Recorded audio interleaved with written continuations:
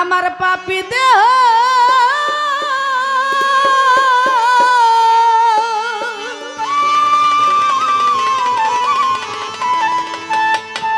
ধন্য হবে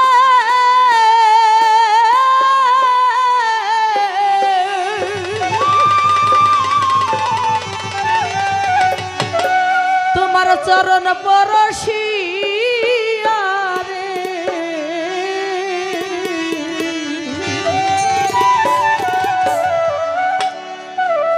থাকবো তোমার চরণ দাসী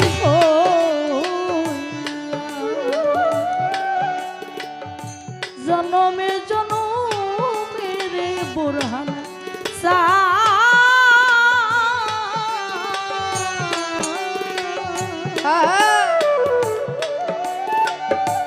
অদরদি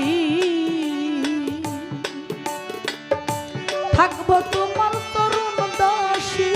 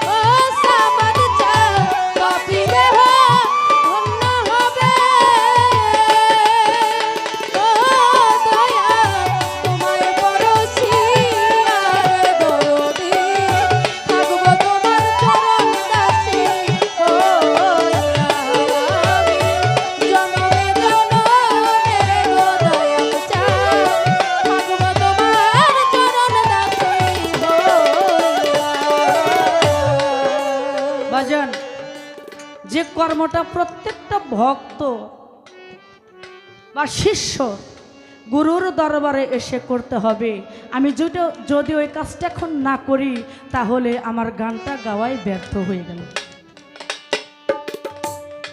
বাবা সে কাজটা কি?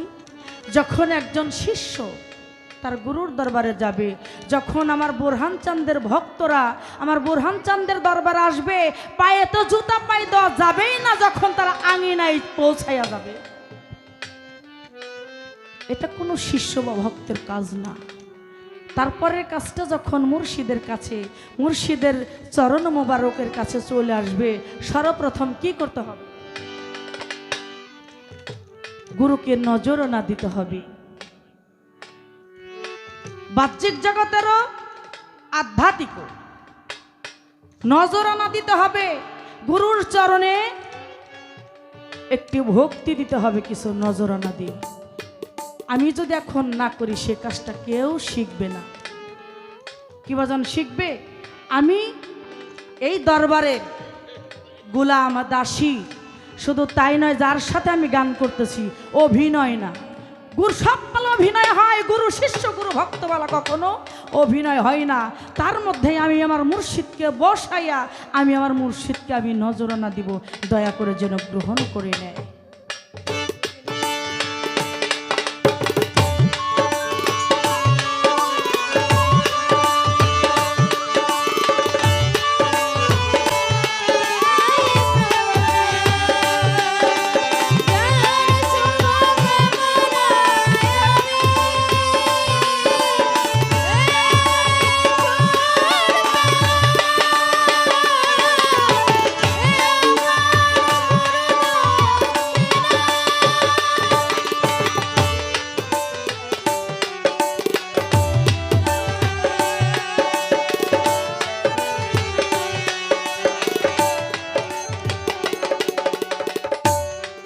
বাবা যখন আপনাদের মধ্যে আসি, চরণ ধুলি পাই, আমার জীবনটা মনে হয় কিছু পাপ মোচন করতে পারে।